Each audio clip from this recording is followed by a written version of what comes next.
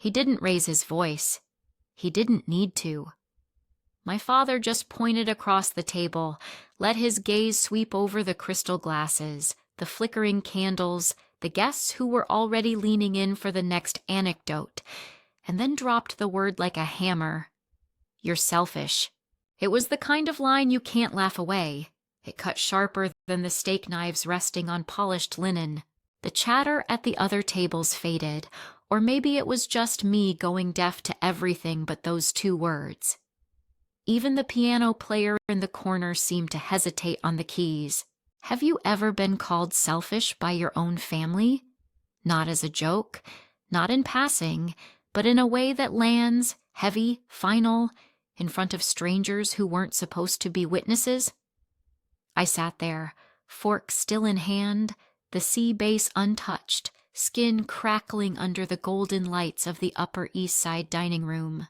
The room smelled of butter and lemon zest, like indulgence itself. I should have felt flattered just to be seated there. Instead, I felt like I'd been summoned to court, with my father as the judge and Tyler, my younger brother, the golden boy, as Exhibit A.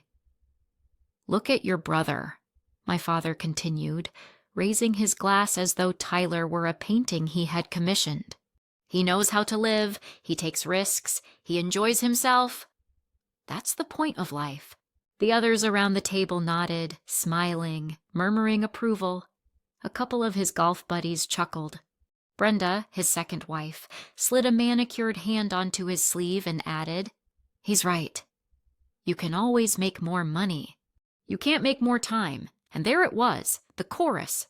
Meanwhile, Tyler leaned back in his chair, cufflinks flashing in the candlelight, every inch the relaxed prodigal son.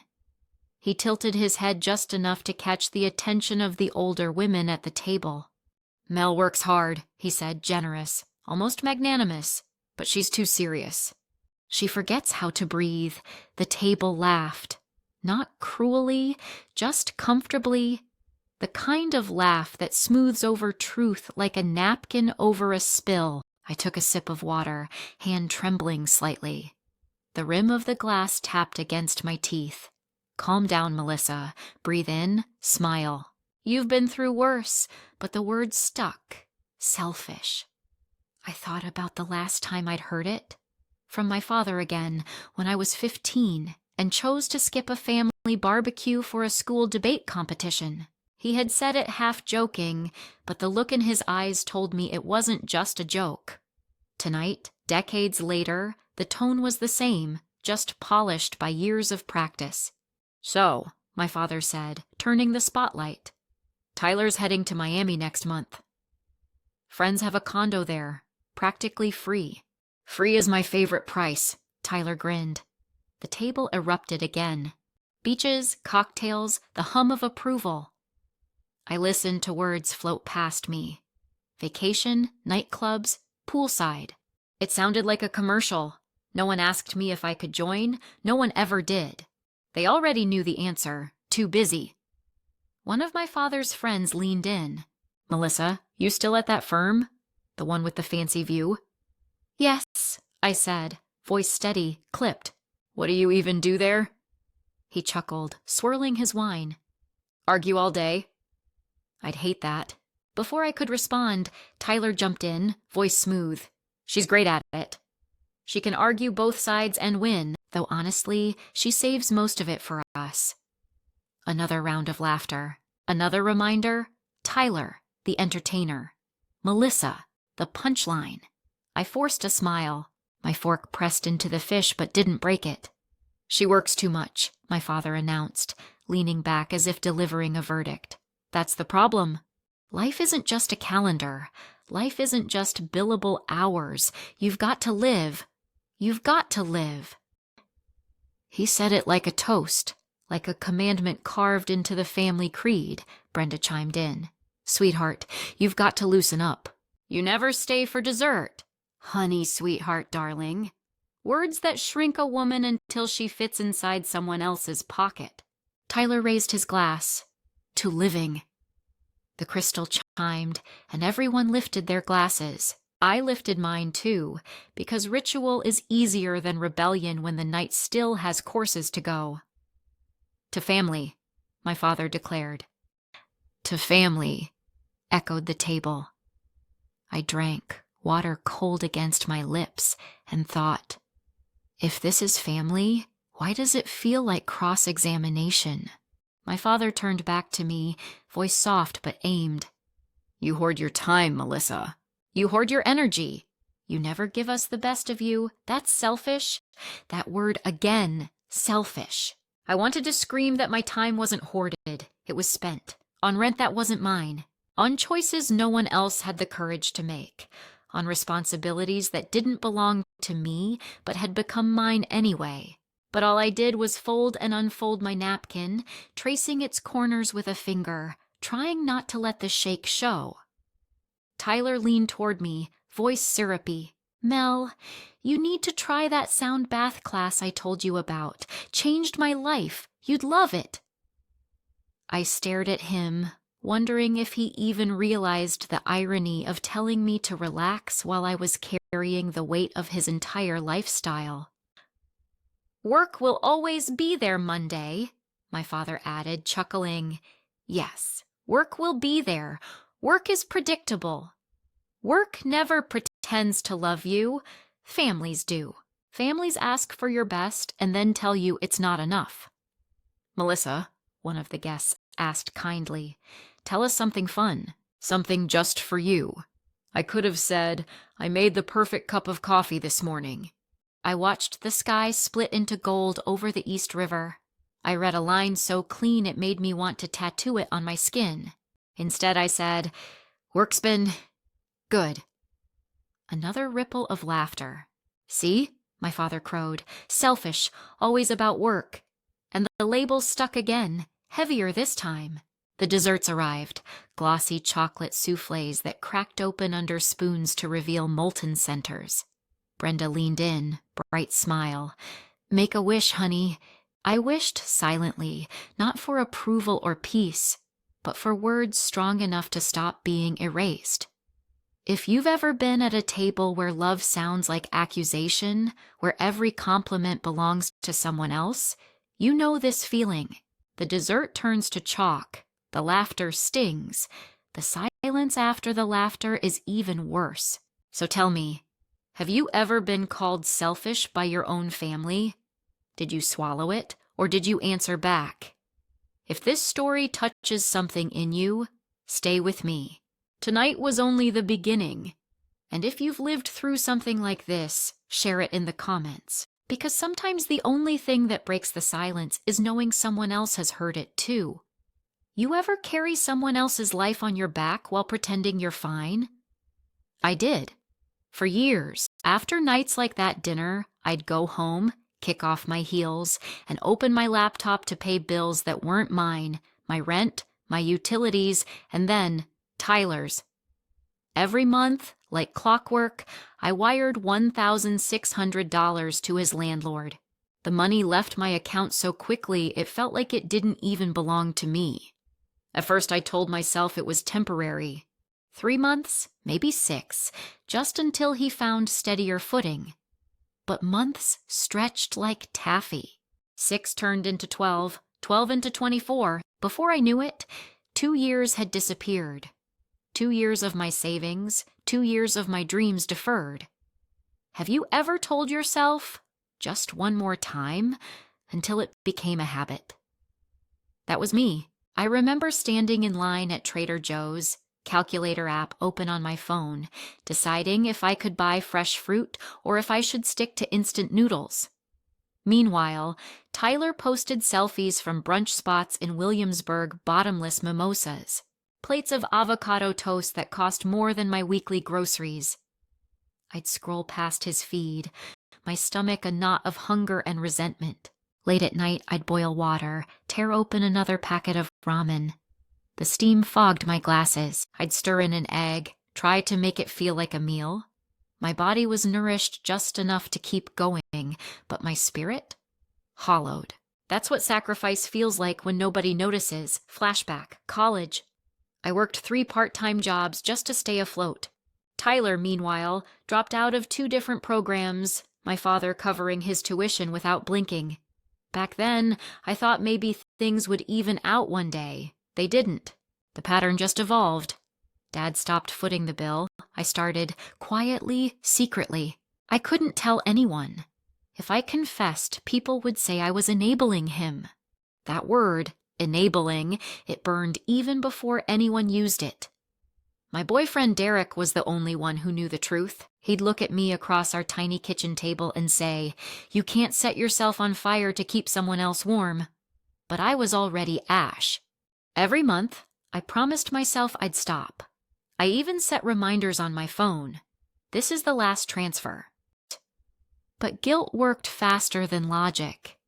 Tyler would call, voice trembling, stories rehearsed, a job falling through, a roommate backing out, a medical bill, and I caved again and again. Have you ever wondered why guilt works better than gratitude? One night I sat staring at my savings account. I had planned to use that money for graduate school, marketing, advanced analytics, classes I dreamed about while I pulled 12-hour shifts. The balance barely moved. Every time I got close to enrolling, another emergency from Tyler knocked me back. My dreams sat in a digital account, drained one transaction at a time. And yet, to the outside world, I was the cold one, the workaholic, the selfish sister. No one saw the truth because I carried it like contraband. Sometimes I'd wake at 3 a.m., staring at the ceiling, heart racing. My chest tight, like someone was pressing down. Not a panic attack exactly, more like grief. Grief for the life I was postponing. I'd whisper to myself, "You're doing the right thing. You're helping him get stable." But even my own voice didn't believe it anymore. There were moments of rage too. I remember slamming the cabinet shut so hard a mug cracked. Tears streaming down my face because I couldn't even buy a new set without running the math. Tyler's rent or mine? His lifestyle or my sanity? You ever look at your reflection and not recognize the person staring back? That was me. A woman with hollow eyes, wearing nice suits by day, eating instant noodles by night, funding her brother's freedom while she carried invisible chains. And here's the kicker. Tyler never once said thank you. Not really. He said, "You're the best," in that breezy tone people use when they expect help. He sent emojis instead of gratitude. He called me rock star while knowing I was cracking. That's the price of silence.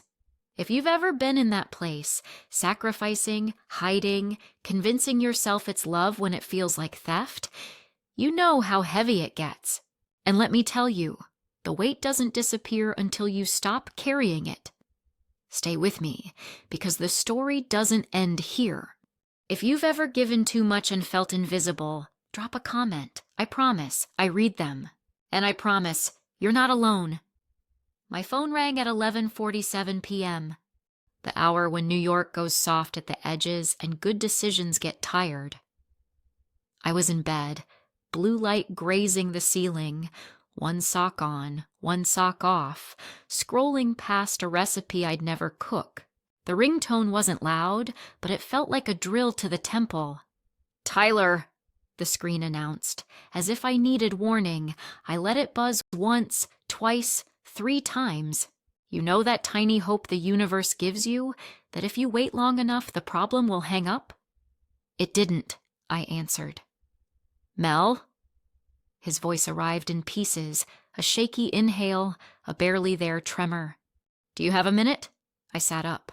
The room smelled faintly of laundry detergent and the jasmine candle I never remember to blow out early enough. "What's wrong?" It's okay. It's not wrong. A soft laugh. The kind you use to wrap bad news in tissue paper. It's actually an opportunity. Of course it was. "Tyler?" I said carefully. "What kind of opportunity?" "A pop-up," he said, gaining speed. "A real one, not like the last thing. This is for creators, up-and-coming designers, curated brands. They vetted me. You should have seen the email. They love my concept. Streetwear meets studio, capsule pieces, small batch." I closed my eyes. The screen glowed through my eyelids like a lighthouse I didn't trust. And? I need the vendor fee, he said, quick, like ripping a bandage. It's up front. But it's small compared to what I'll make back. I did the math. Papers rustled near his mouth, the theater of preparedness. 200 for the table, 100 for insurance, and maybe, another 100 to get sample stock rolling. 400 total. I can pay you back after the weekend when sales hit. There it was, the number, pressed into my ear like a thumb on a bruise. Tyler, you have no inventory. I'll get some, he said brightly. There's a distributor in the garment district who will do net 30. I already spoke to them. I just need to secure the spot before it's gone. Before it's gone. Scarcity, the oldest trick in the book. I swung my legs off the bed. My toes found the rug's frayed edge. Years of pacing worn into the weave. The city outside was a low hum, a river of taxis and promises. When is it? This weekend, he said. I know, short notice, but that's how these things work. You move fast or you miss out. You move fast or you miss out. I felt the familiar slide, guilt greasing the rails, urgency pushing from behind. I could already see the transfer screen on my banking app, the quiet drain. My mouth went dry. Tyler, I tried again, softer this time. How's your rent? He was ready. Handled, he said too quickly. I mean, mostly handled. I'm in talks with a roommate about a bigger place in Bushwick. Creative energy, you know, but this pop-up could cover the gap. I just need the seed gap talks, words that ballooned and floated the facts out of reach. I have work early, I said. The tiny resistance sounded childish in my own ears. Can we talk tomorrow? He exhaled into the phone, a sound I knew too well. Hurt being performed, hurt aiming for my soft parts. I wouldn't ask if it weren't, important, urgent, the only chance. 400, I repeated. Just to secure it, he said. And you know what? I'll throw in family pricing. I'll bring you a piece from the first drop, your choice.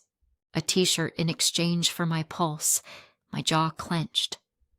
The jasmine candle flickered, then surrendered to a tiny coil of smoke. I watched it unravel like a promise. Tyler, I said, and I could hear the grit in my own voice. You said you would tighten your hours, that you'd... I am, he said, quick again, too quick. I picked up extra shifts at the gallery, and I'm consulting on a friend's podcast branding. It's all happening, Mel. This is the momentum. Momentum. Of course. Have you ever noticed how the words change, but the ask stays the same? I ran a finger along the windowsill, collecting a fine gray line of dust. Okay, I heard myself say, even as another part of me screamed no. I'll send it now. But, Tyler, this has to be the last time for a while. Silence. The kind that tells you you've said the wrong thing. Last time? He echoed, voice going small. You don't believe in me? That was the trap door, doubt framed as betrayal, and down I went. It's not that, I said, too fast. I do believe, my budget. Wow, he said softly, and the softness hurt more than anger.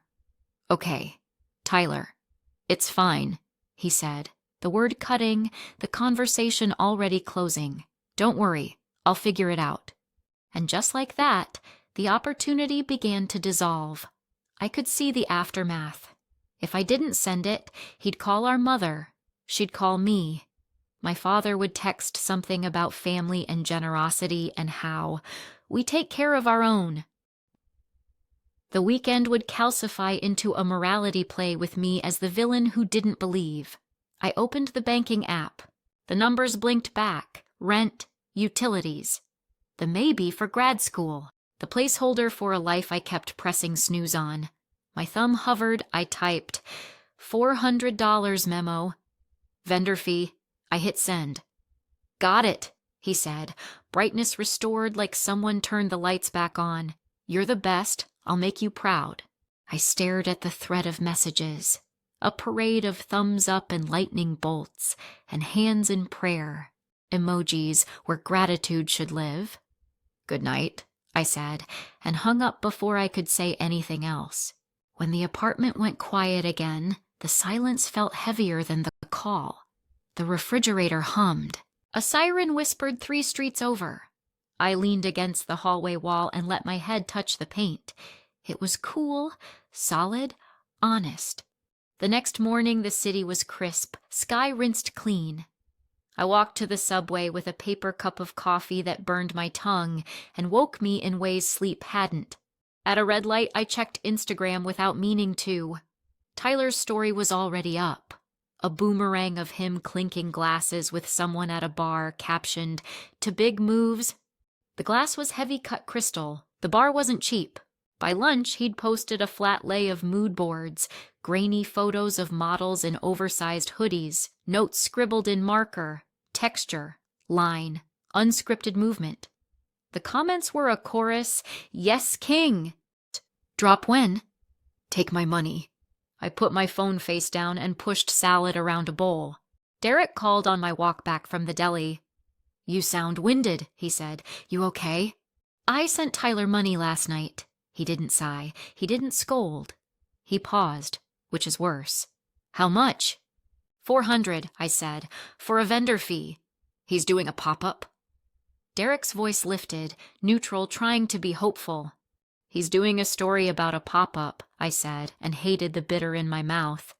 I don't know. He had numbers, he had a plan, he had adjectives. Derek was quiet another beat. "And your plan?" "Survive the month," I replied, too brightly. "Maybe buy fruit." He laughed, a small sound that tried to make a bridge between us. "You know I love you, right?" "Even when I'm predictable?" I asked. "Especially then," he said. "Because you're also brave. You can be both, but Mel—" "I know," I said, cutting him off before the rest came. "You can't set yourself on fire, I know. He was so sure." It sounded like a turn. "Guilt wears a lot of costumes," Derek said. "Some of them are very flattering." I smiled despite myself. "You should put that on a t-shirt." "Only if Tyler prints it," he said, and we both exhaled. That weekend, I didn't go to the pop-up. Maybe it existed. Maybe it didn't. I did chores. I washed sheets. I ran errands with a list written on the back of an envelope. Detergent, light bulbs, toothpaste. At the checkout, I did mental math that would have been easier if I hadn't slept 3 hours. A toddler wailed behind me. A young couple debated almond milk like it was policy. The scanner beeped and beeped. I paid, and the receipt unspooled into my hand like a small white sermon. Here is where your life goes. That night, my phone buzzed again. Tyler sent a photo of a table with a black cloth, stacks of folded shirts, a handwritten sign, "Tyler Reed Studio, limited drop." For a second, my chest loosened. Maybe this time. Then I zoomed in. The tags were blank. The shirts still creased from packaging, the kind of fold marks you only see when something is new, not small batch handmade. The sign looked like it had been made 5 minutes before with a dying marker. The room behind him wasn't a gallery or market. It looked like a lobby. Or a friend's apartment. "Sold out of size M," he texted. Confetti emoji. "Proud of you," I typed back, because I am not a monster. Because I wanted desperately for this to be true. On Sunday, the photos slowed. Monday morning, a Venmo notification. $50 with a fire emoji. The caption read deposit. I stared at it. $50 back from $400. "A start," Tyler followed in text. "I'll square the rest soon." This weekend was about getting my name out. Getting his name out, I closed my eyes. In the dark, all my careful budgets walked off a cliff. That evening, in my kitchen, I watched the kettle gather a soft whistle before it clicked off. The apartment had a bruise-colored light, blue-gray, late winter, the hour when doubt comes home early. I poured water over a tea bag and leaned on the counter. Why did I say yes? Why do you say yes? Is it love, fear, history? The way a family story keeps assigning you the same role until you forget how to audition for anything else? I wrapped my hands around the mug. The heat crept into my palms, steady and real. Somewhere below, a neighbor's door slammed. A dog barked twice and stopped. The city kept being the city. Reliable, relentless. My phone buzzed. Tyler again. Next weekend, potential collab. Might need small float too. I locked the screen, then I unlocked it. Then I locked it again. That's the dance, isn't it? The 3-step between your boundary and your breaking point. If you've ever done that dance, looked at a request, felt your spine stiffen, then felt it soften, tell me. Tell me how you stopped the music, or didn't. Drop a comment. I'm listening. We all are, even when we pretend not to be. The country club glowed like a memory that never had to earn itself. Warm sconces, a chandelier hung low enough to flatter, high enough to be worshipped. Carpet so thick they asked you to float. A piano did its gentle job in the corner, notes that said, everything is fine here. Everything has always been fine here. I told myself to match the room, shoulders back. Smile light, not sharp. Don't spill. Don't spark. Our table was already dressed like a promise. Linen ironed to silence, a parade of stemware, a small forest of silver. Place cards and ink that never shakes. Mine sat between my father and an empty chair folded with a napkin like a crown. Tyler's throne, on delay. Perfect, my father said, surveying the table like a man checking a portfolio. They know how to do it right. Brenda adjusted a knife by a finger's width and called the universe aligned. You look lovely, she said to me, a compliment that felt like a corset. A stir rose at the entrance. You can always hear an entrance that expects applause. Tyler breezed in on time for being late, camel coat, a cuff peeking just enough, that easy grin like a key that fits every lock. He kissed the air, clasped our father's shoulder, slid into the chair with a sigh of belonging. Traffic on the bridge, he said. Sky was ridiculous, like a movie. He said movie, and the room agreed to be one. He tucked a small branded bag under the table.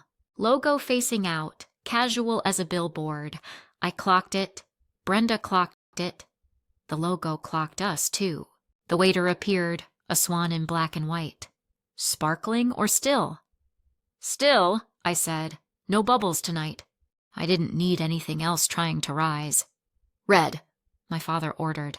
Something that knows what it's doing. He looked at Tyler and brightened. Our guy has news. Tyler laughed, stage modest. Maybe. Brenda sparkled. Tell. He let the silence stretch, then plucked it like a string, a downtown pop-up, curated, good eyes involved. A ripple of admiration trailed the sentence around the table. Good eyes, curated. Words that butter the air. That's great, I said, keeping my voice even, not flat. I had seen his table, the blank tags, the lobby light. The $50 returned with emojis, but this room loved potential more than proof, so did my family. The appetizers arrived, towers of crab with microgreens like confetti. Butter and lemon flashed in the air. Tyler told a story about a gallery owner who gets it. He used his hands like punctuation. He name-dropped a man whose name sounded important. People smiled the way people smile at promise. I tasted salt. The piano slipped into something with a little more lift. My father broke bread like a priest with a private congregation. This is youth, he declared, swinging. He turned to me, benevolent. You should swing more. I do, I said, and even to my own ears it sounded like an answer in a waiting room. Calculated swings, he said, slicing his steak. Which is to say, no swings at all. They laughed, not unkindly. It still burned. Tyler twirled pasta slick with confidence. You have to mark the wins, he said, and placed his phone face down like a magician hiding a card everyone has already seen. I watched the chandelier scatter into 100 little suns and thought about numbers instead. 2 years, $1,600 a month. The total knotted itself behind my ribs. 38 transfers. 38 small funerals for things I wanted. 2 years, $1,600 a month. Have you ever repeated a number to keep yourself from repeating a mistake? Melissa, a friend of my father's called down the table. How's the firm with the view? He said, view, like it was the job. Busy, I said. A safe word, a useless word. A word that ends conversations and starts indictments. See? My father chuckled, pleased with the exhibit. Busy, that's our girl. You can't live in a calendar, sweetheart.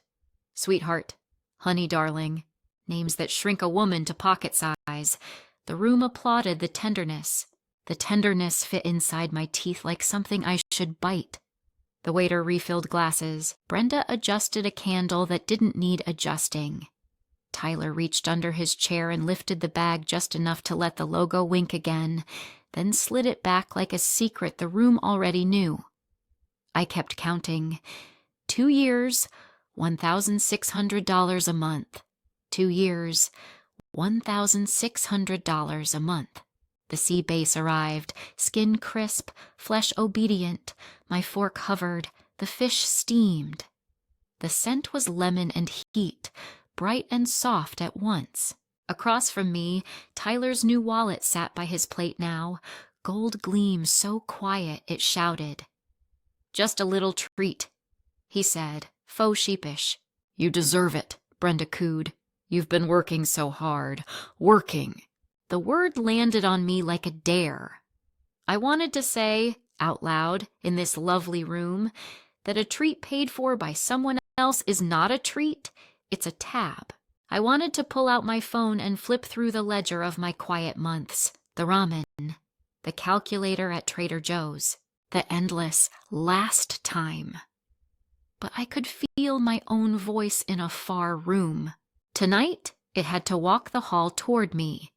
The piano changed key, brighter notes dimming to dusk. The chandeliers seemed lower. Or maybe my shoulders were. Tell us something fun, Brenda said to me, leaning in. Just for you? I thought of the river at dusk last week, the way the sky peeled open to gold. The sentence I read twice before breathing, the coffee I got exactly right. All of it felt small in the face of this performance. Works good, I said. The table did the little chorus it reserves for predictable answers. Tyler turned back to his pop-up. My father warmed his hands over the fire of his own satisfaction. The room carried on being pleased with itself. I folded my napkin, unfolded it, ran a finger along the linen seam. Your body makes small rituals when your mouth can't. Another dish. Another story. Another little worship service at the altar of charm. The candles leaned into their melt. The wine did its slow work around the edges of sentences. Melissa, my father said suddenly, where do you go when you go quiet? To the staircase of math, I thought. To the door I keep closed. To a kitchen tile under a weak bulb at 2 a.m., where I convince myself that generosity and love are the same word. 2 years, $1,600 a month. Just thinking, I said. Don't, Tyler grinned. You think too much, feel. He wore the word like a cologne. Do you know the moment the inside of you changes lighting? When the set looks the same, but the story doesn't? Mine was here. The piano slipped into a slow standard. Conversations lowered, the way rooms pretend to whisper when they want to hear themselves better. The chandelier stopped being pretty and started being teeth. I looked at my father, really looked. He loves atmosphere. He trusts rooms like this to finish his sentences. He believes in generations like a sport he understands. Tyler glowed in the light built for him. The new wallet glinted, a small moon tugging the tide. I took a breath that belonged to me, and the breath after it, and the breath after that. Dessert? The waiter asked, appearing with menus that read like lullabies: creme brulee, tiramisu, flourless chocolate cake. Treats that reward the person who taps first. Chocolate, I said, surprising myself. My father lifted his glass for another toast. To saying yes, he said, eyes on Tyler. It's brave. To family, Brenda added, smoothing the ledger. She glanced at me with kindness that asked nothing of the room and everything of me. You keep us grounded. Everyone chimed in with something gracious. Kindness as confetti. It fluttered down and stuck to nothing. My pulse gathered in my thumb. I could feel the beat against the tablecloth like a quiet fist. 2 years, $1,600 a month. The stakes lined up in the mirror behind my father's head. My savings flickering small, my school plan delayed like a plane that might never land, my life taught to make itself thinner around other people's appetites. I watched Tyler check his phone. One quick glance, a controlled smile, face down again, a magician's move. The glow of attention warmed his cheek. It always did. Melissa, Brenda tried again, softer. You sure you're okay? I'm... Fine would have been a lie in that specific way that rots the teeth. The dessert arrived. A dark dome gleaming under candlelight. A small lake of sauce waiting to be disturbed. The server handed me a spoon heavy enough to mean it. Brenda beamed. Crack it. I pressed the spoon to the sugar shell and pictured all the small things that break with a clean sound. Bridges between what I know and what I say. Rituals built to keep rooms pretty. Stories that always cast me as the one who can hold. The shell held. I pressed a little harder. It cracked. Everyone made the small, satisfied noises you make when sweets behave. The filling spilled, glossy and sure. I took a bite. It tasted like a secret about to be over. Say something, my father joked, and the table chuckled again. You look like you're plotting a coup. Maybe I was.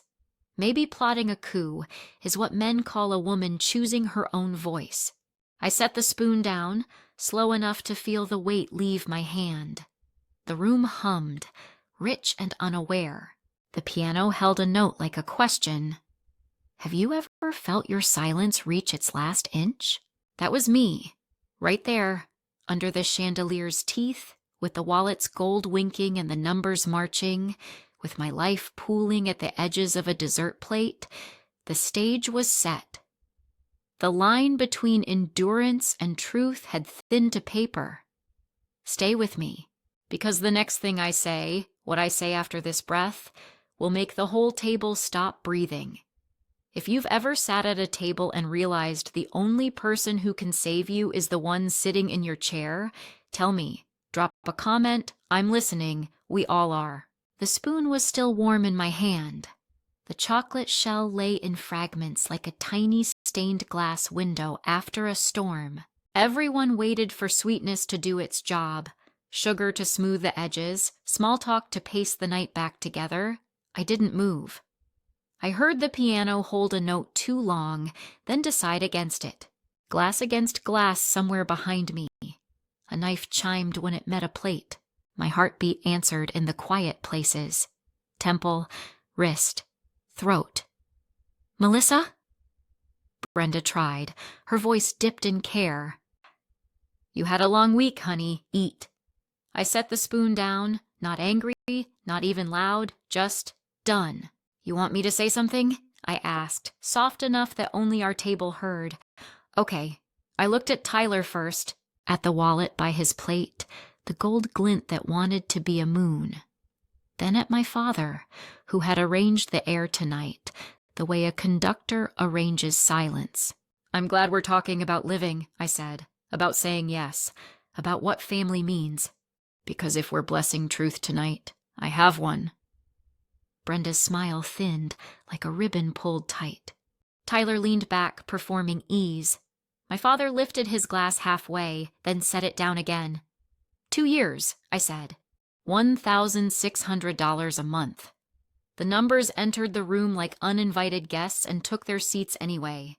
I'm sorry, what? My father asked, eyebrows making a show of confusion. Rent, I said. Tyler's rent. I've paid it for 2 years. The piano stopped pretending not to listen. A slice of silence fell across the table, clean and absolute, the kind that lets you hear the soft electricity in the walls. Someone at another table laughed, far away, like a television left on in a room you're no longer in. Tyler's grin faltered. "Mel—" "Save it," I said, not unkind, and turned to my father. "You call me selfish because I don't stay for dessert. Because I say no to weekend trips, because I am busy." But busy looks different up close. Busy looks like direct deposits in someone else's name. Busy looks like ramen at midnight and calculator math at the grocery store so that your son, your golden son, can keep a Brooklyn address and a life he thinks he earned. Brenda touched my forearm, a light tap that asked me to soften. "Sweetheart, maybe we should—" "I'm not mad," I said, and realized it was true. The anger had burned off in the walk here. What remained was bone. "But I am finished pretending this table is set on gratitude. It isn't. It's set on my quiet." My father sat very still, the stillness he uses when he's calculating a counter-argument. "If this is about money—" "This is about story," I said. "The one where Tyler is brave and I am cold. The one where his yes is noble and my no is selfish. The one where a new wallet is marking wins and my savings are a character flaw." Tyler cleared his throat. His voice wore humility like a rented suite. "I was getting on my feet."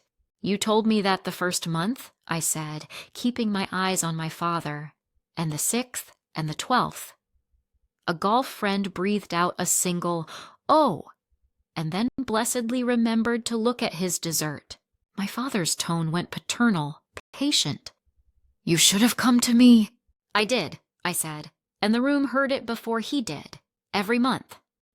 I came to you with my choices." "You just liked them better when they looked like silence." Brenda's hand tightened. "Let's not do this here." "Then where?" I asked. "Where do daughters get to say the bill is heavy?" I turned back to Tyler, and my voice gentled because some habits die harder than others. "I wanted you to be okay. I wanted the emergency to be over, but you turned my help into a subscription," he said. His cheeks flushed. "I was going to pay you back," he said, volume low, like you do with truth you don't want overheard. I nodded. "You sent me $50, with a fire emoji." A laugh escaped someone at the far end of the table and immediately tried to turn into a cough. The piano began again, softer, as if it had learned its lesson about being present. My father leaned in, eyes firm. "You think exposing your brother tonight makes you generous?" There it was. Not defense, not shame. Strategy. "It doesn't make me generous," I said. "It makes me honest." "Those are different religions." Brenda tried to smooth it again. "We're family." "We take care of each other." "Yes," I said. "And if you want to bless that sentence with the truth, then bless all of it. Bless the months I paid to keep his lights on. Bless the plans I delayed. Bless the nights I chose quiet instead of asking you to see me." Tyler stared at the table. His fingers worried the corner of a napkin until linen turned rope. "Dad," he said, without looking up, My father snapped his attention to him like a spotlight. "Did you ask your sister for money?" Tyler's mouth opened, then closed. "Not exactly. We talked. She offered. She believed in—" "I believed the problem would end," I said. "Because love always hopes. That's the trap." The waiter materialized at the edge of the blast radius, sensing something he couldn't tray away. "Coffee?" He asked no one, asked everyone. "No," my father said, without looking. The golf friend's wife tried a new subject in a bright tone. "The dessert is divine." 2 years, my father repeated, as if tasting the number might reveal a flaw in the recipe. "Why didn't you tell me sooner?" "Because sooner I wanted your approval more than I wanted my self-respect. Because sooner I thought silence was noble. Because sooner the story served you better than the truth would, I said none of that. I said, Because I knew what you'd call me if I stopped. The word hung between us, uninvited and familiar. Selfish. Brenda's mouth parted. Ready to argue the air softer, I beat her to it. If I will be called selfish regardless, then I choose the version where I keep myself. The line surprised me. It arrived fully dressed and sat down beside me like an ally I should have met years ago. The table absorbed it. The room did too. Even the chandelier seemed to recalibrate. Less jewelry, more teeth. Tyler finally looked up. His eyes shone, either with shame or with the performance of it.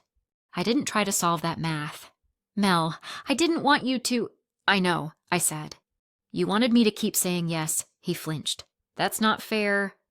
Fair is a street I haven't lived on in a while, I answered steady. I've been commuting to yours. My father's voice found heat. You humiliated your brother. No, I said. I adjusted the lighting. Silence again. Not absence, presence. The kind that fills a room with the shape of a new reality.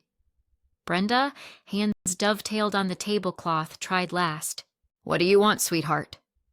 The question was so simple it felt like a trap door with sunlight underneath. I exhaled, felt that breath land all the way down. I want to stop paying for the version of him you prefer, I said to my father. And I want a new rule. No more money. No more emergencies that arrive at midnight wearing the word opportunity. If Tyler is brave, let him be brave with his own wallet. My father stared, a man counting votes and realizing the district had shifted.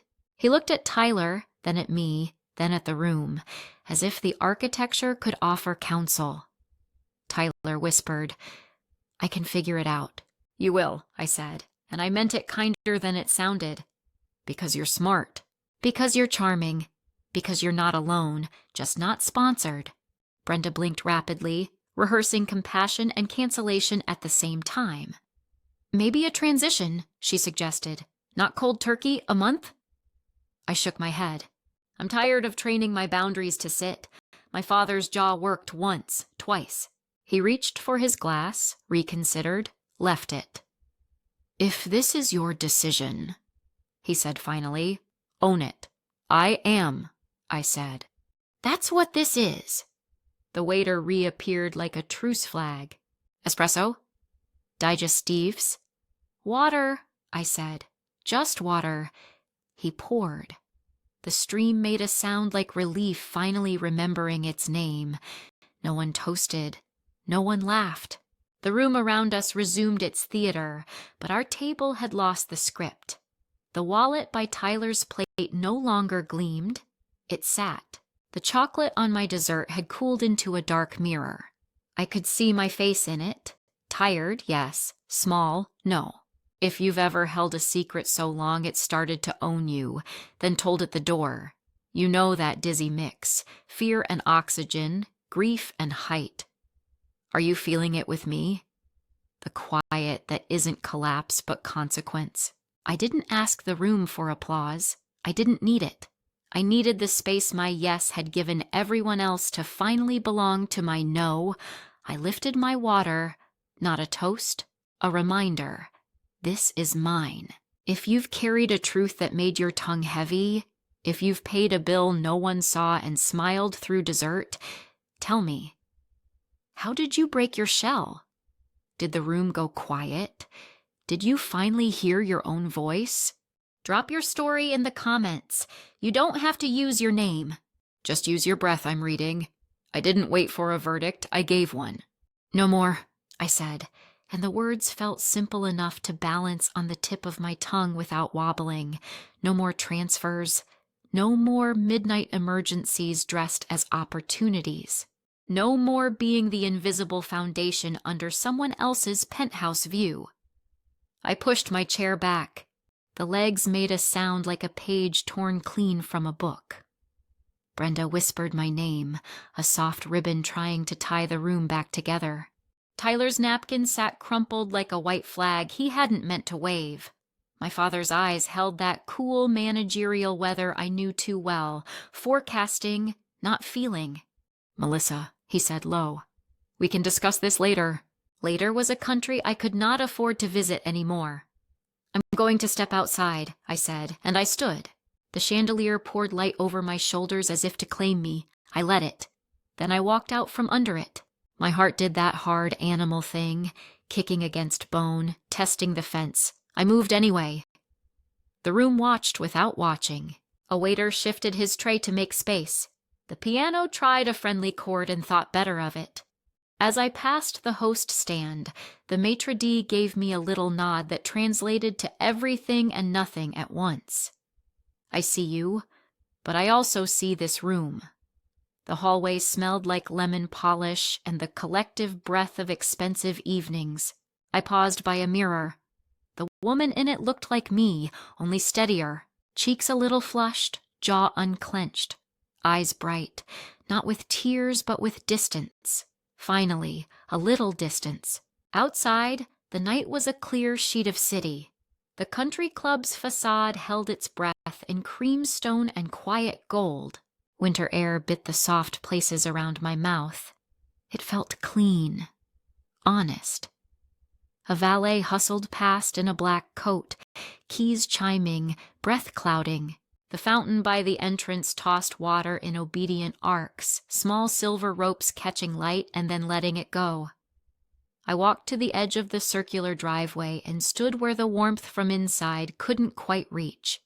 My hands shook for the first time all evening, not fear, aftershock.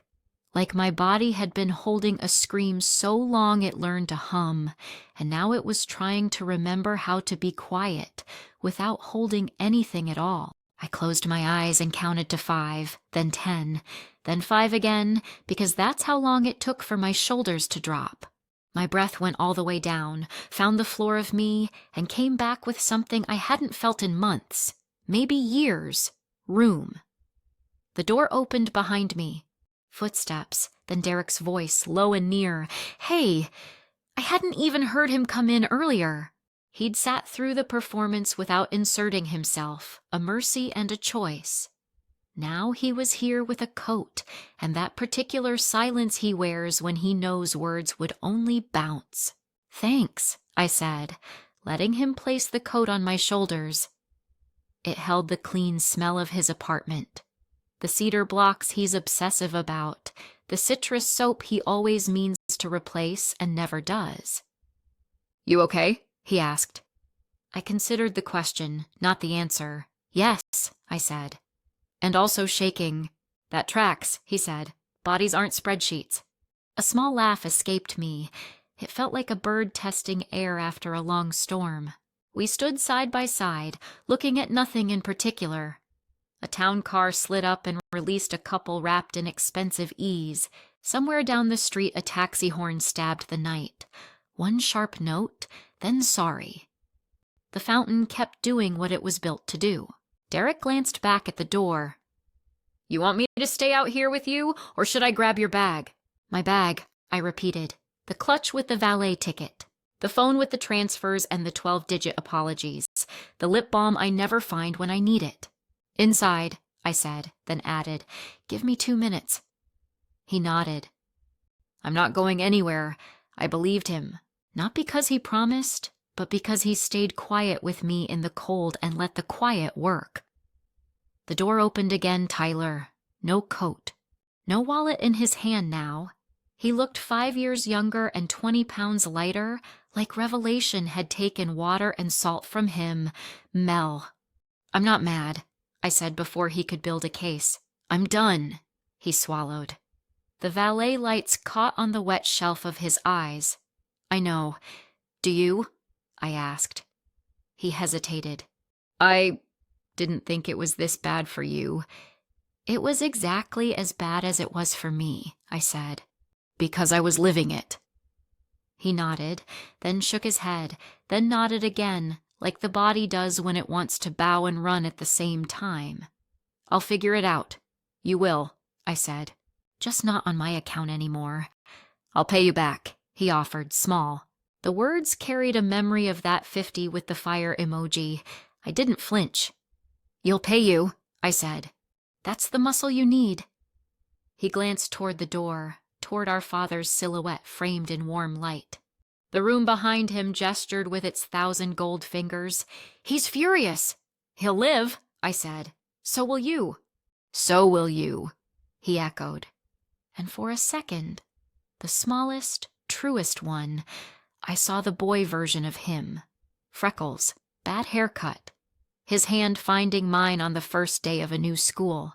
The instinct to protect flickered and then went out, like a match deciding against itself. He lifted a shoulder in a half shrug, half surrender. "I'm sorry," he said. "I didn't say I forgive you. I didn't say I don't. Those are courtroom words. This wasn't a courtroom anymore. It was a curb, a fountain, a January breath, 3 people on the edge of a story." I said, "Good night, Tyler." He watched me for a heartbeat, then nodded once and went back inside, swallowed by light. Derek slipped in again without pushing. "Bag?" he asked, and I exhaled a yes, alone. I walked farther from the entrance to where the hedge line broke and the view opened to a river of headlights. New York, as a procession of decisions. I pressed my palms to the cold stone of the low wall and looked up. The sky wasn't dramatic, no operatic moon. Just a clean stretch of dark with a few hard-working stars. Enough? I checked my phone. No new texts from my father, one from Brenda. "Are you okay? I can come out." I typed back, "I'm okay. Go home when you're ready." Then, without ceremony, I opened my banking app and scrolled to recurring payments. My thumb hovered over the line with Tyler's landlord's name. I could feel my pulse in the pad of my finger. I canceled it. The confirmation screen blinked like a small lighthouse. "Are you sure?" "Yes." "Are you very sure?" "Yes." It gave me the green check that has rescued me and trapped me 1,000 times. Tonight it simply bowed. Done. I expected the rush, fireworks, triumph. Instead, I got something better. Quiet competence. The sensation not of winning a war, but of putting down a bag I'd carried so long I'd forgotten it had straps. Derek returned with my clutch and a scarf he'd stolen from a coat rack just inside. "I will return this," he said, wrapping it around me like a declaration. "Or we will make a donation in its honor." I smiled. "Let's do both." He brushed a thumb once along my cheekbone. "Ready to go?" "Almost," I said. I turned my phone to airplane mode and back again, as if toggling would scramble the old gravity. I deleted the text thread with vendor fee and seed, and one last time, not out of anger, out of mercy, for me. We walked to the sidewalk. A light snow had started, the kind that looks like someone shaking salt over the city. We didn't hurry, the air bit. The bite felt deserved. At the corner, a couple argued about a rideshare. A kid in a puffy coat dragged a stick across a fence, counting the bars out loud. The world had not changed because I had. That felt like proof, not punishment. "Pizza?" Derek asked, hopeful. "Shower," I said. "Pajamas, then pizza." He grinned. An ambitious plan. At the crosswalk, I looked back once. Through the big windows, I could see the chandelier, the piano, the shape of my father's back, still, immaculate, right-angled. The room would tell its version of tonight. Rooms like that always do. I had mine. That was the difference. On the train, I took the seat by the door and watched our reflections slide in and out. A woman across from me scrolled rental listings with her finger, face a blend of dread and hope. A man in an orange beanie slept with his head tilted to the ad for a credit card that promised everything but sleep. I felt a sudden, reckless tenderness for every stranger carrying something invisible. At home, I hung Derek's scarf by the door like a borrowed flag. The apartment smelled like clean laundry and the jasmine candle I finally blew out on purpose. I kicked off my shoes. The rug greeted my feet like a friend I'd neglected. In the bathroom mirror, I met my eyes and didn't look away, not flinty, not triumphant, present. I washed my hands slowly, watching the water go cloudy, then clear. I pressed a towel to my face and let it linger. When I came up for air, my chest had room. I turned on the shower.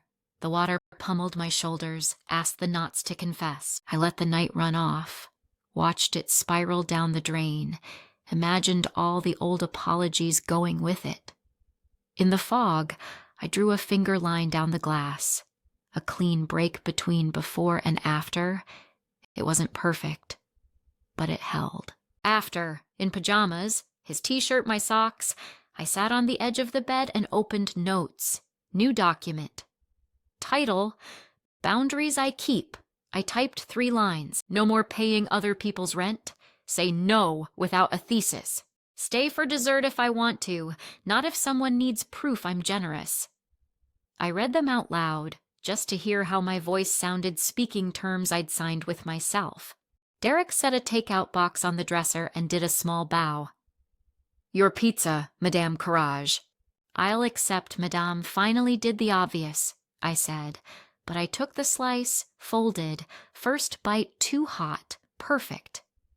We ate in companionable silence, grease on napkins, the city softening at the edges again. My phone lit once. Tyler, I'll figure it out. I typed back, you can? Then I put the phone face down and let the message be enough. Here's the strange thing nobody tells you about freedom. It can be quiet, no anthem, just a room in your chest that wasn't there yesterday. You notice it when you breathe. You notice it when you don't reach for your wallet when a ringtone tells you to. You notice it when you taste pizza and it tastes like pizza, not guilt. If you've ever taken your first step out of a story that starved you, I want to know, what did your first freedom feel like? Did it sound like a spoon on a plate? Like a door closing? Like nothing at all and then everything? Tell me below. Your story might be the mirror someone needs tonight. Freedom makes noises you don't expect. Mine sounded like the radiator in my apartment ticking itself awake at dawn, and the kettle clicking off right before a boil. Monday's light was honest. No velvet, no chandeliers. It came through the blinds in bands across the kitchen table and laid itself over my to-do list like a highlighter. Life goes on, it said. I was halfway through my second coffee when my phone lit up with a text from my mother. Lunch? Just us. Tuesday? She added a heart and a fork and knife emoji, the digital version of a placemat. For a second I stared at it and felt 12. Then I typed back, yes, 12:30? We chose a diner equidistant between her house in Queens and my office, the kind of place that defines itself by pie and refills. The door chimed, the air smelled like coffee and butter, and the booths remembered every conversation anyone had ever tried to whisper. Moms love diners because you can ask hard questions under the cover of clatter. She was already there, hair set, lipstick careful, a cardigan the blue of careful skies. When she saw me, her face did both things, light and worry. You look tired, she said, then kissed my cheek as if to erase the remark. I'm okay, I said, and for once it was not a lie and not a performance, it was a location.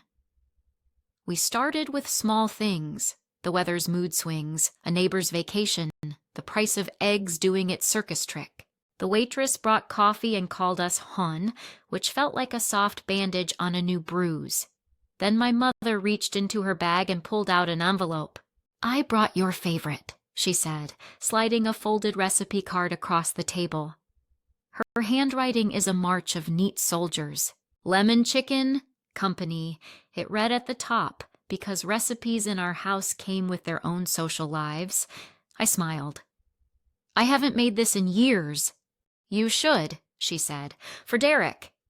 There was a pause, the kind that lets a third topic enter the booth and sit down with a polite cough. So, she said, eyes on her coffee, stirring nothing. The other night, your father. She stopped, started again. That must have been hard. It was clear, I said. She nodded as if clarity could blister. He can be theatrical. And I can be quiet, I said, until I can't. Her eyes found mine and stayed. I'm proud of you for speaking. Something in me softened. Thank you. We ordered omelets. The waitress called the order back in that quick diner shorthand that sounds like poetry if you're listening right. Sizzle rose from the griddle. Someone behind us laughed, then hushed themselves, then laughed again. "Tyler came by last night," my mother said casually, like mentioning a bird sighting. "He looked thin." "He looked accountable," I said. She pressed her napkin into a smaller square. "He's had a difficult time lately." "Has he?" I said, and left it open. She breathed out through her nose, a small sigh that means I will try another door. "You know he admires you." "I know he wants me to sponsor him," I said, not unkind. The omelets arrived with home fries that were exactly the right side of crisp. We ate in peace for a while, tiny acts of truce between bites. Then my mother's phone buzzed against the formica. She glanced down without thinking. A notification slid across the screen, an amount, a name, a green check. She turned the phone over too late. I blinked. The number had burned itself onto the inside of my eyelids. Not $1,600, the rent shape I knew too well, but $650. The caption under the bank's approval banner, the one you only see if you've said it yourself, read, "For studio expenses, the name, Tyler." I felt the diner tilt half a degree. The room stayed exactly the same. My stomach rode a small elevator. My mother took another bite, too fast, then chased it with coffee that wasn't ready to be chased. The cup clinked the saucer like a nervous tooth. "Mom?" I asked. She kept her eyes on the plate. I looked at the turned-over phone, at her hand guarding it like it needed shade. "Are you sending him money?" Her fork paused midair, a metronome deciding on tempo. "Sometimes," she said, as if speaking to a weather report. "When he needs it? Which is when?" "When people we love ask," she said. "The old rule, I'm his mother. You know that feeling when your heart folds into a smaller shape so it can still fit inside your chest?" Mine did that. Then, stubborn, unfolded again. "I stopped," I said, voice steady. "I told him and Dad and everyone at that table that I stopped." "I know," she said quickly, "and I'm proud, truly. You were brave, but you undid it." "I buffered it," she said, eyes shining with an earnestness that would have sold me anything when I was 8. "You threw him in the deep end. I gave him a hand on the ladder." "Mom," I said, turning the word like a coin, "you're teaching him to climb down, not up." Her face softened and hardened at the same time. "You think I don't know my son?" "You know your boy," I said. "Do you know the man he wants other people to be for him?" She flinched. It wasn't a big movement. It was a tiny echo, but I felt it land. She set the fork down and folded her hands, knuckles pale. "He's fragile." "He's practiced," I said. Silence flexed between us. The waitress stepped in with more coffee. We both shook our heads in synchronized politeness. Flashback. I am 9 years old in a kitchen with yellow walls. Tyler is 6 and has skinned his knee on the driveway. He is screaming like death is auditioning. My mother scoops him up and sits on the counter, his legs across her lap, one hand cleaning the scrape with careful cruelty, the other petting his hair. "You're my brave boy," she whispers, over and over, while he sobs into her neck. I stand in the doorway, holding a Band-Aid I fetched without being asked. No one notices because the moment doesn't require me. Back in the diner, my mother reached across and squeezed my hand. Her palm was warm. "You have always been so strong," she said. "You don't need me the way he does." "Everybody needs," I said. Some of us learned not to say it out loud. Her eyes glossed. "I didn't mean—" "I know," I said, "because I do." She loved us with the hand she had, and one hand was always busy stopping Tyler from falling. The other hand waved at me from the sink. I let the next question come out plain. "How much have you sent?" Her gaze slid away to somewhere over my shoulder where a pie carousel spun slow circles of sugar. "Here and there." "Numbers, Mom." She swallowed. The phone buzzed again. Obstinate little truth. She turned it over this time and put it between us. 650 this week, she said. 1,000 last month. And before Christmas? She trailed off. I did the math the way you do when you've taught yourself not to. Rent installments, groceries, a studio light that looked suspiciously like a ring light for selfies. My mother's savings account, the one she uses for dental work and gifts and birthday surprises, bleeding in small cheerful transfers that came with heart emojis because dignity is expensive and we pay for it with stickers. Mom, I said, soft because anger would have been easy and wrong. You're risking your future so he can avoid his present.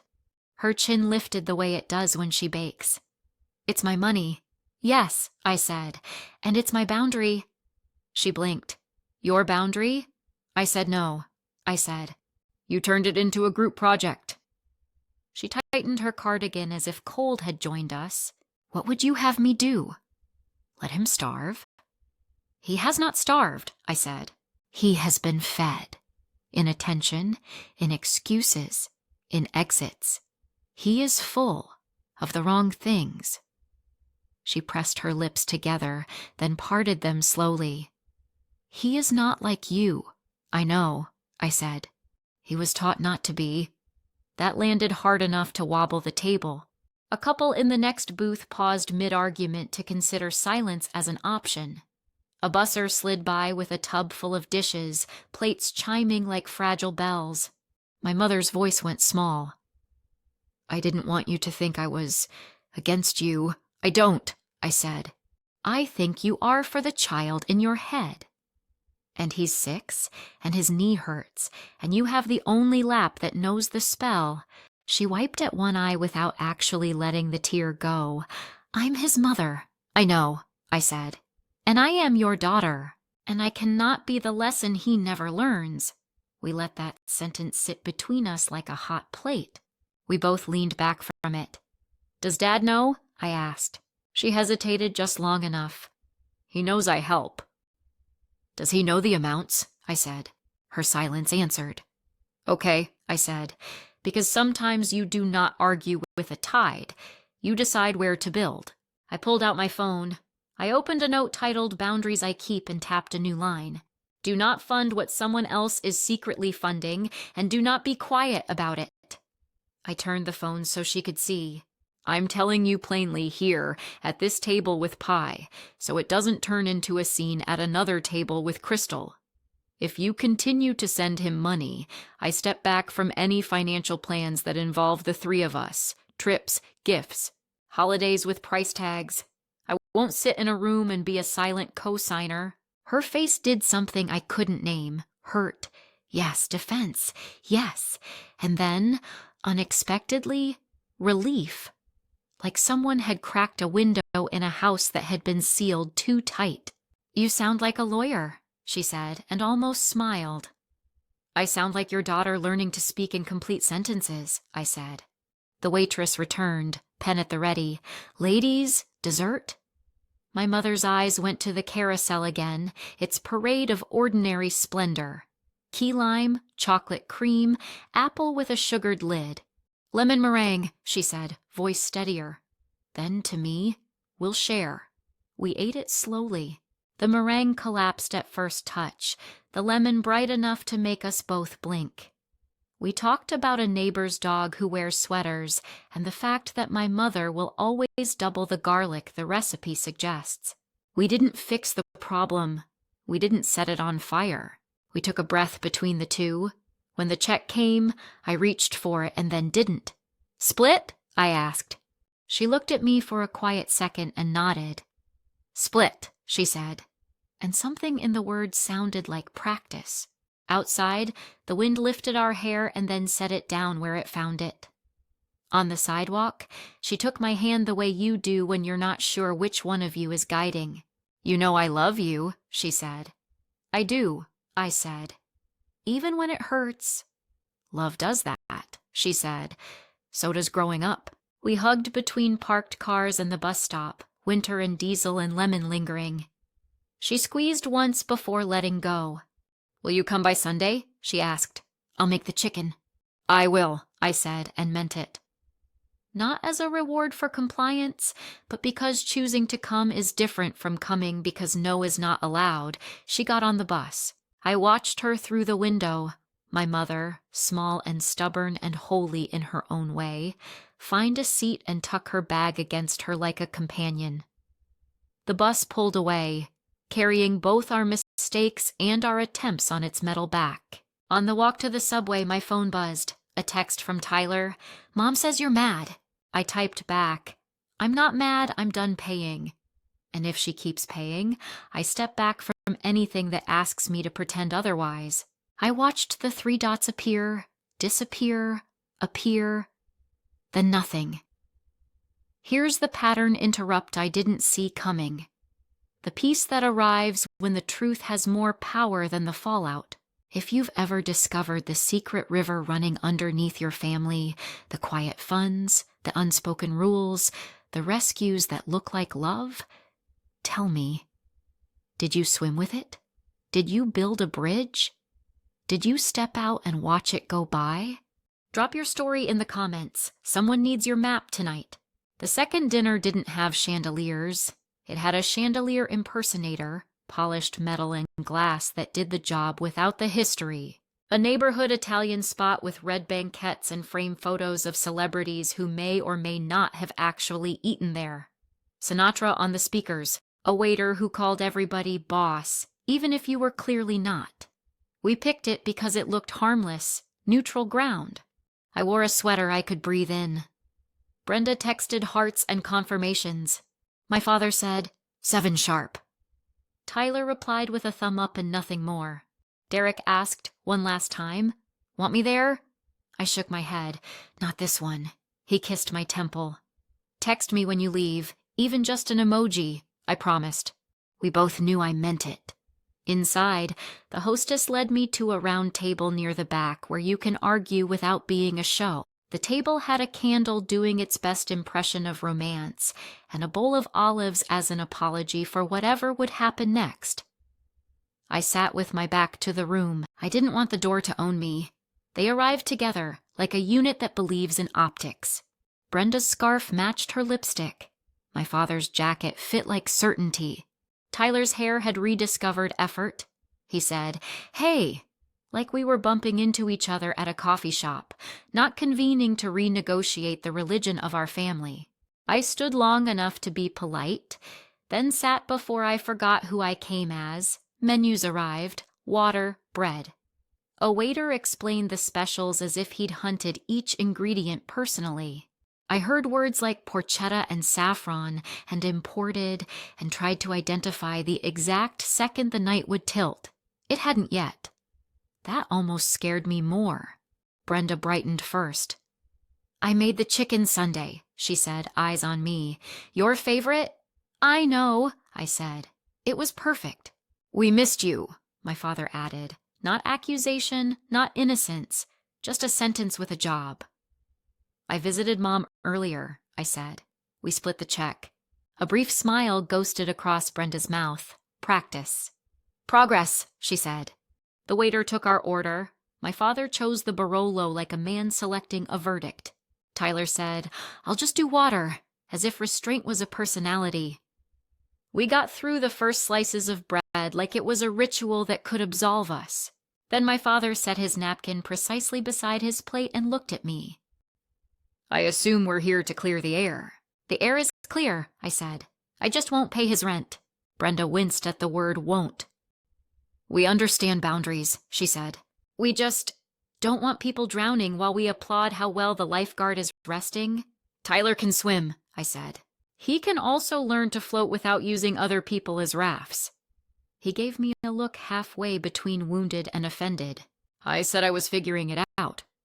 "And I believed you," I said, right up until I saw the studio expenses coming from Mom's account. The table shifted an inch, no movement, just pressure. My father's eyes slid to Brenda's and back to me. "Explain." Brenda reached for her water. Glass to lip, a stall, then a swallow. "I helped," she said. "A little. How little? I asked, voice gentle because I didn't come here to score points. I came to stop bleeding. A few times, she said. Mom. I let the word be what it was, daughter calling mother into the room. She folded, not dramatically, just a small cave-in in the muscles around her mouth. $650 last week. 1,000 before Christmas, some groceries, I thought. You thought the fall would be softer, I said. I know. My father's jaw tightened the way a door does before it slams. You made a unilateral decision, he told her, and the air chilled. No, I said. We all did. That's the problem. Tyler made a decision to ask. I made a decision to pay. Mom made a decision to continue. You made a decision to enjoy a son who doesn't like being told no. None of us asked each other for the truth. The waiter returned with wine at exactly the wrong moment, which is to say the exact middle. He poured the taste. My father nodded, because some machines keep moving even when the building is on fire.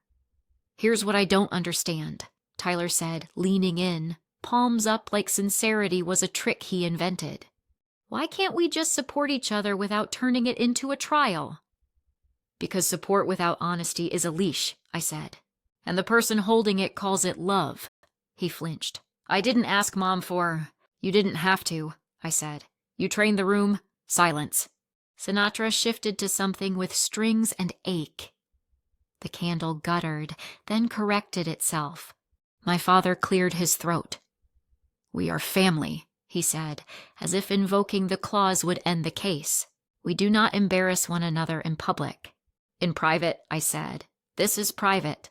It's a back booth and bread and the truth. He opened his hands, a mock benediction. Then tell me your terms.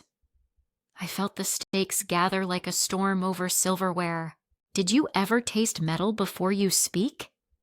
I tasted it now. I could feel my pulse in the pad of my thumb against the linen. Terms are simple, I said. I'm not subsidizing Tyler. If money keeps moving from this table to him, I'm not sitting at this table when money matters are discussed. No vacations I pretend I can afford. No gift splits where I sign the card and hold my tongue. No pretending I didn't see the transfer notifications. Brenda's eyes glassed. You would step away? I will not co-sign generosity I cannot live with, I said. You can choose your giving. I can choose my distance. Distance, my father repeated, savoring the word like it contained all my sins. Tyler slumped for the first time. I get it, he said, surprising me enough to look directly at him. I do. I've been... Comfortable? I offered. He nodded once, bleak. Yeah. Brenda reached for his hand. He let her take it. We just want you both, she said, at this table whole. Then stop asking me to be invisible to qualify, I said. That's all. The entrees arrived, embarrassed to be important. My spaghetti alle vongole smelling like ocean and garlic. My father's veal insisting on tradition. Tyler's chicken parmesan wearing its cheese like armor. Plates set, hands withdrawn. The waiter as neutral and professional as a man can be while placing food atop an argument. We ate because bodies insist. The first bite softened the room by a millimeter. I concentrated on chewing, on salt, on heat. Then my father exhaled, long and slow. Do you know what I hear in all this? He asked, voice controlled. I hear ingratitude. Your brother is talented. He is pursuing something beautiful we can afford. You can't afford honesty? I asked. Because that's what I'm buying tonight. His eyes sharpened. Don't be clever. Don't be cruel, I returned, and the surprise on his face told me he hadn't considered that word his. Calling me selfish because I won't bankroll a fantasy isn't parenting, it's PR. Brenda's fork paused over her plate like a bird reconsidering flight. Stop, she whispered to him. Please. He looked at her, then at me, then at Tyler, like a man checking the exits in a room that never imagined it needed any. Fine, he said finally. No more from us. A line, if that's what you want. What I want, I said, is for the math to match the story. If he succeeds, let it be his. If he fails, let him meet himself on the way down. Tyler's mouth opened and closed. I'm not failing, he said, like a person trying to convince the part of himself with better eyesight. You're stalling, I said. There's a difference. One hurts, the other wastes. He stared at his plate until the cheese lost its shine. Then he nodded. The smallest? Yes. I took it. I needed it to be real. The waiter reappeared to ask about dessert. The question felt like a test. Was sweetness still allowed here? Did we have room for it after all that iron? Espresso, my father said. Double. Nothing for me, Brenda said. Check, please, I said, and then, because habit is a stubborn animal, split? Brenda wiped at a corner of her eye and laughed a small, shaky laugh. Split, she said, relief sneaking in wearing a paper hat. Tyler added, quiet. I've got mine, We let that sentence sit. It was thin. It was a start. When the bill came, I watched every hand. My father took his card out like a man reading a script he didn't write. Brenda placed hers down too, square and decisive. I slid mine across without apology. Tyler reached for his wallet. Not the gold one, a cloth one. He put cash on the tray, folded, ordinary, earned who knows where. I didn't interrogate it. I noted it. As we waited, the music shifted to something a little faster, as if the room had decided to get us out the door gently. The candle tried one last flare and then settled into honest light. People at other tables laughed like nothing had happened. For them, nothing had. My father broke the stillness with a relic from his playbook. We're family, he said again. Less thunder, more request. We are, I said. And this is how I stay.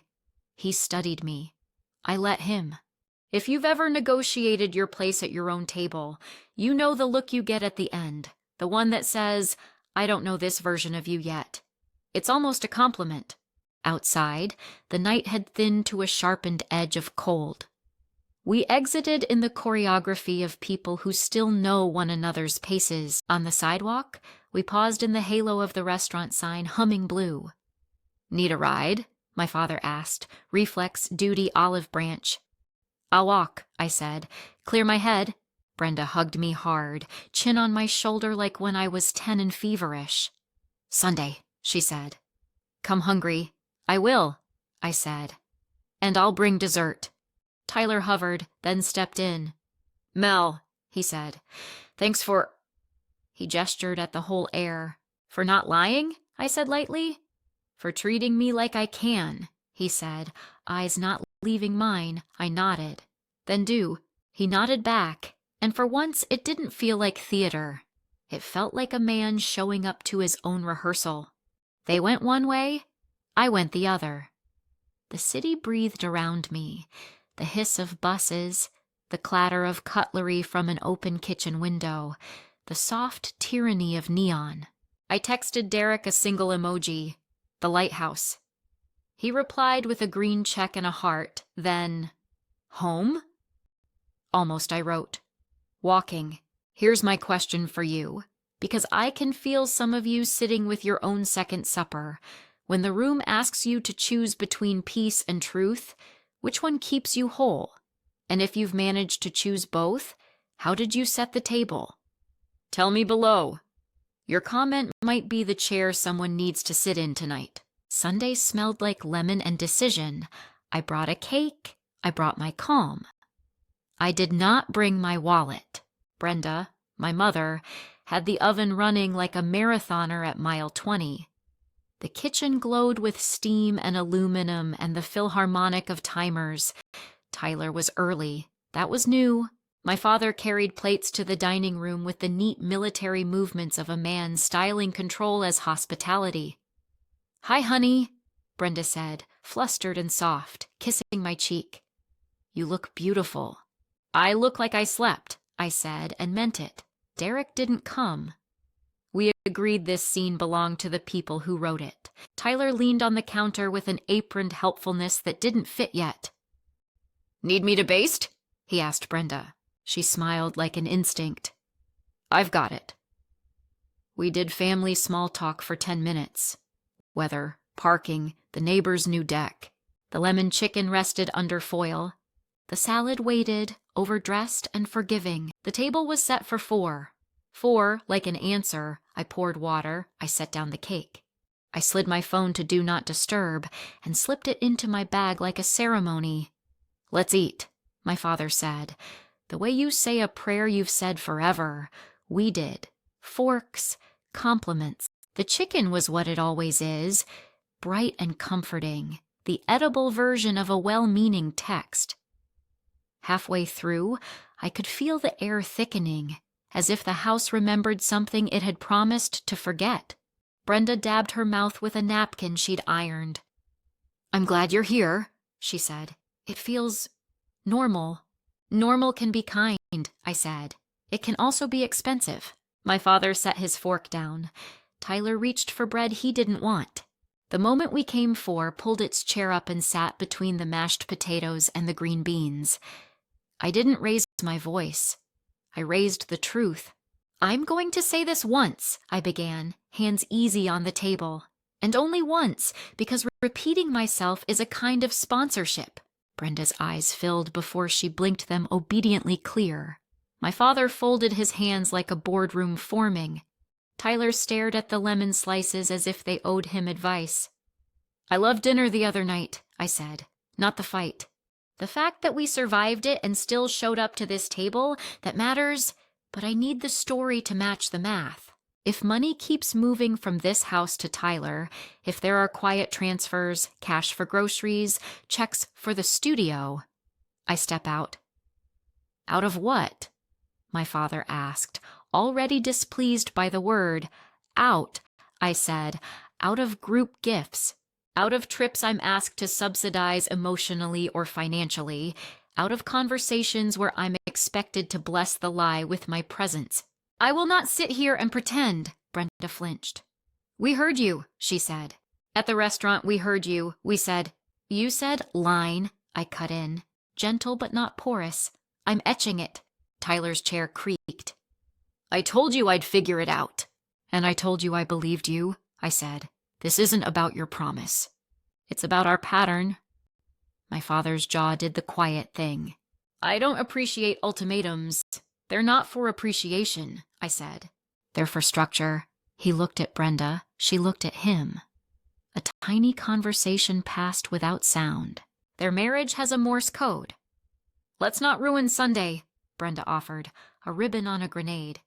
I breathed in the lemon and out the fear. I'm not ruining anything. I'm rescuing myself. Pattern interrupt. Question, not thunder. If I will be called selfish either way, why shouldn't I choose the version that feeds me? The room shifted. The house knew that line. It was the cousin of the one I used at the club. Only this time it wasn't defiance. It was design. Brenda's hands worried the napkin. He's my son.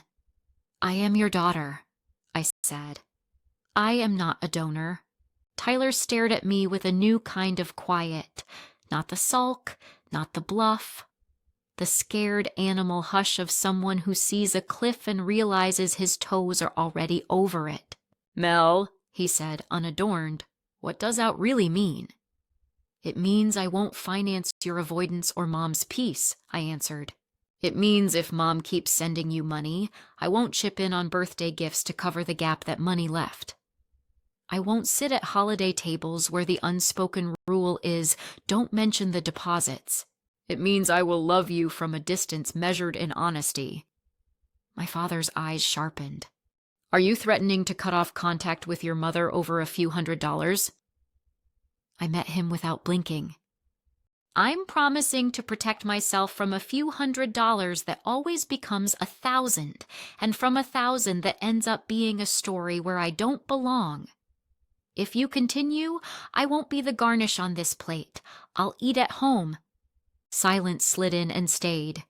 The house settled like a large animal finding a new position. Brenda stood abruptly, collected herself, and carried her plate to the sink. The faucet hissed. Water hit porcelain, the sound we use when we cannot stand the sound of each other. She returned with a dish towel and an apology that wasn't an apology. "I didn't mean to make you feel left," she said. I nodded. "I know. You meant to save him." "I always have," she said, and something inside her face cracked the way ice does when it finally accepts it is water. Tyler leaned forward. "Mom," she held up a hand. It surprised everyone, including her. "Let me," she said, and the woman who bandaged scraped knees became, for an instant, the woman who could let the bleeding stop by refusing to hand out fresh bandages. "I have been paying," she admitted, voice small, honest, "because it keeps me from lying awake picturing you failing.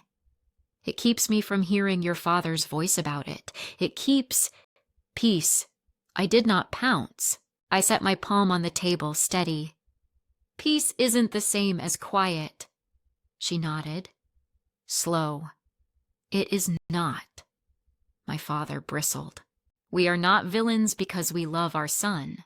"You're not villains," I said. "You're gardeners who confuse shade with shelter." He pulled back as if I'd slapped him.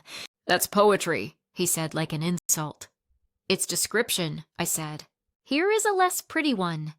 Your support has become a leash, and you clip it to my throat when you call me selfish for unclipping mine." Brenda put the dish towel down. Her hands were empty now. "What do you need from me?" she asked. "So you don't leave this table?" "Stop," I said. "No more transfers. No more errands in the shape of checks. No more groceries that arrive with your routing number attached. And if you break that, don't hide it and ask me to pretend. Tell me, and I'll choose my distance with a clear head." She looked at Tyler. She looked at me. She looked at the sink like it had counsel. "I don't know if I can... just stop." "I know," I said. "That's why this is a boundary, not a suggestion." My father tapped his finger once on the table. "So it's your way or you're gone." "It's my life or I lose it," I said simply. Tyler let out a breath that had been hiding deep. "I can try a warehouse gig," he said to no one in particular. "Nights. Keep the studio during the day, cut back." He swallowed pride like a pill. "I can sell the ring light." Brenda's mouth trembled. "Oh, sweetheart." He shook his head. "No, I've been full of the wrong things. We all heard the echo, the diner, the line, the learning. It wasn't everything. It was more than nothing." My father looked at him, then at me. "If your brother agrees to earn his own way," he said slowly, "and your mother agrees to stop?" He glanced at Brenda. "Where does that leave you?" "In my seat," I said. "Fork in hand, check split, home by 9, a beat, then another. Then the softest thing," Brenda laughed, a shaky, wet sound that didn't apologize for itself. "Check split," she repeated, like trying on a dress she wasn't sure she could pull off and finding it somehow fit. "I want to be very clear," I added, voice level. "If there is a relapse, I won't scream. I won't stage nights at restaurants with metaphors. I will simply remove myself from any situation that asks me to pretend again. I'll RSVP no. I'll send love in a card. I will not show up for a story that eats me." Brenda nodded. "Okay," she whispered. "Okay." My father exhaled through his nose and picked up his fork again, a man choosing a small motion over a big mistake. "Then eat," he said stiffly. We finished in a silence that didn't punish. The cake was sweet. The coffee was strong. When the plates were stacked and the chairs pushed in, I asked Brenda if she wanted help with leftovers. She shook her head and handed me a foil packet anyway. "For Derek," she said. At the door, Tyler paused like a boy at the edge of a pool he used to be afraid of. "Will you answer if I call?" he asked. "I will," I said. "Not for money, for you." He nodded, and the nod wasn't performance. It was a man agreeing to let gravity be what it is. I stepped out into the early dark and January air, and the particular sound of a street that has decided to mind its own business. My phone buzzed. Derek. Lighthouse? I sent him a check mark and a slice of cake emoji. He sent back a heart and a question mark. Later, I replied. We're okay. Here's my ask, especially for you who are standing at your own Sunday table with a truth cooling under foil. When you draw a final line, how do you keep it from becoming a wall? What sentence saves you from the backslide? Leave it below. Someone's next dinner might depend on it. Freedom didn't arrive on a parade float. It showed up in errands. On Monday, I bought detergent without calculating who else's clothes it might end up washing. I dropped quarters into the dryer and listened to the metal drum turn like a tiny planet that finally had room. I made lemon chicken for Derek on Tuesday and doubled the garlic on purpose. We ate it out of bowls on the couch and didn't talk about anyone's rent. It was ordinary. It was holy. I opened my laptop and reopened a tab I'd closed 2 years ago, grad school applications. The page loaded like it had waited politely, arms crossed. I clicked through requirements, downloads, deadlines, the whole cathedral of hoops. It didn't scare me, not anymore. I made a spreadsheet, course lists, costs, scholarships, 2 dream programs, 2 sensible programs, 1 wild card. I wrote statement of purpose at the top of a blank doc and let the cursor blink. It looked like breathing. Wednesday night, Tyler called. Not a text, a call. The first seconds carried that old signature, stall, gesture, charm. But then he cleared his throat and started over, like he'd rehearsed and decided to try honesty instead. I got a night job, he said. Warehouse, 4 shifts a week. I leaned against the window and let the cold through the glass touch my shoulder. Okay. It's not forever, he rushed. It's right now, I said. Right now counts. He exhaled. Maybe relief, maybe defeat, maybe both. I can cover rent by February if I keep this up. I said the only thing I promised I would say. I'm glad you're handling it. Silence. Then, thanks for answering. Always, I said. Not for money, for you. We hung up before the conversation could turn into a favor. That was new. That was something. On Thursday, my mother texted a photo of a loaf of bread she'd baked. The caption, no more transfers this week practicing. A breath later, another text. Your father says hi. Sunday? Lemon chicken? I laughed out loud because love is a loop, and we were finally teaching it a new route. Sunday came.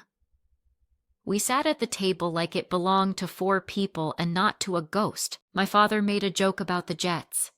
Brenda passed the salad like a nurse, efficient, kind, precise. Tyler arrived on time with a 6-pack of ginger ale he'd paid for with cash.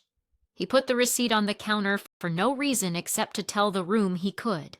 When the check moment came, the little ritual of who we were becoming, we didn't posture. We split it. 4 ways, even, no theater, just math. It felt exactly like breathing, automatic and necessary. Later, when we had coffee, Brenda leaned in and asked about my applications, not as a diversion, as interest. Which program is your favorite? She asked. Columbia, I said. The word both a city and a dare. But NYU makes more sense. Both look good on a mug, she said, and we laughed, and I heard the exhale of a house remembering how to be a home. At night, I wrote, real writing. Not emails that ask politely for grace. Not essays that convince strangers I am useful. An honest, ordinary sentence. I am going back to school because I want a life I don't need to pay for with silence. I didn't polish it. I let it stand there sturdy. Weeks settled into a rhythm. Tyler sent the occasional photo from the warehouse. Pallets, gloves, the sunrise as seen from a loading dock. He didn't ask for applause. He didn't ask for help. Once he texted a picture of a cracked thumbnail and wrote, I'm tired. I sent a thumbs up and a small lighthouse. He replied with a green check. We were learning a new language. Brenda slipped sometimes, not with money, with habit. She invited Tyler to brunch and brought him leftovers and then apologized to me as if love needs visas. I told her it didn't. "Feed him eggs," I said. "Just don't feed the story." She nodded. "I'll get there." She did, slowly, in slices. My father stayed my father. He liked schedules, directions, outcomes, but his voice changed around the edges. Less thunder, more weather. One afternoon, he called me from the car and asked what courses I was considering. Then he fell silent and let me talk for 8 whole minutes without editing me. It might have been the kindest thing he's ever given me. Pattern interrupt, small temptation, right on time. Late March, Tyler texted, "I'm short this month." That was the whole message. No sticker, no crying face. A fact dropped on the table like a coin to see who would reach. I put my phone face down. I walked to the sink. I made tea. I thought of every second I've spent being the emergency fund for someone else's emergencies. I picked up the phone and typed, "I'm not funding you. Try your landlord early, offer a partial, ask for a payment plan, sell something. Or pick up a 5th shift. You've got options," I added. "Proud of you for telling the truth." He didn't answer for an hour. The 3 dots came and went like a person pacing. Then, "Okay, got it." 10 minutes later, sold the ring light for $80, asking for an extra shift. An hour after that, landlord said yes to half by Friday. I whispered good to the living room, and the living room echoed it back in the stainless steel shine of the kettle. I didn't report this to Brenda. I didn't narrate it to my father. I let their son be a man in their house without me as translator. That too was part of freedom. Spring brought small bright things. Tulips on our block. The first day without a coat. Derek getting me a fountain pen for future grad school notes. He took me to a used bookstore and watched me browse like it was a movie. We were trying. He'd stood in my storms without stealing the thunder for himself. We were learning to love without treating each other like projects. In May, Tyler texted a flyer, an open mic night, not the kind where someone reads a poem to a chair and the chair claps, a real one. He had a 10-minute slot. "No pressure," he wrote. "Don't come if it's weird. I went with Derek." I sat in the back where I've been comfortable my whole life. Tyler walked on stage in a second-hand jacket and a t-shirt that didn't apologize. He told a story about a kid who thought money was a river and discovered it was a well. He didn't name us. He didn't need to. He got laughs. He got quiet. He got off stage and didn't scan the room for me like a radar. He went to the bar and bought his own soda. After, he found me anyway. "Thanks for coming," he said, not as a plea, as a fact. "It was good," I said. "You were good." He rubbed his thumb across his palm like there was grease there that memory couldn't wash away. "I'm not asking you for anything," he said. Half grin, half proof. "I know," I said, and hugged him, brief and true. In June, I mailed applications. In July, I got waitlisted, then accepted, then confused by the number of forms my future requires. My mother bought me a tote bag with a campus skyline on it. My father printed a map of the subway routes I could use. Tyler sent a photo of the dawn over a loading dock and wrote, "Keep going." Okay, I thought. I will. The day before orientation, we met for dinner again, not a test, a habit. An Italian place again, but a different one. Soft light, no ghosts. We ordered, we split, we ate, we didn't perform. Tyler told a story about almost dropping a pallet of paper towels and saving it with a move he swore should be in the Olympics. Brenda laughed until she cried. My father shook his head like pride had built itself a chair in his chest and refused to budge. When the check came, I reached, and so did everyone else. 4 cards on a tray, normal as salt. The waiter didn't blink. He ran them, returned them, thanked us. Ordinary, I kept thinking. Ordinary. The kind of ordinary you earn. Outside, Derek took my hand and pointed at the sky like he'd hung it himself. "Look," he said. The evening was the exact color of permission. On the walk home, I thought about the word selfish, how easily it had been handed to me like a party favor, how right it felt now to give it back. I was not selfish, I was specific, I was not cruel, I was clear, I was not withholding, I was choosing where to pour. And here's the quiet truth the story gave me. Boundaries aren't walls. They're doors you can close and open on purpose. I still say yes. I just know what I'm saying yes to. I start classes next week. My notebooks are indecently beautiful. My calendar looks like choreography. I'm scared in the way that means awake. Tyler's working fewer night shifts now and more morning ones.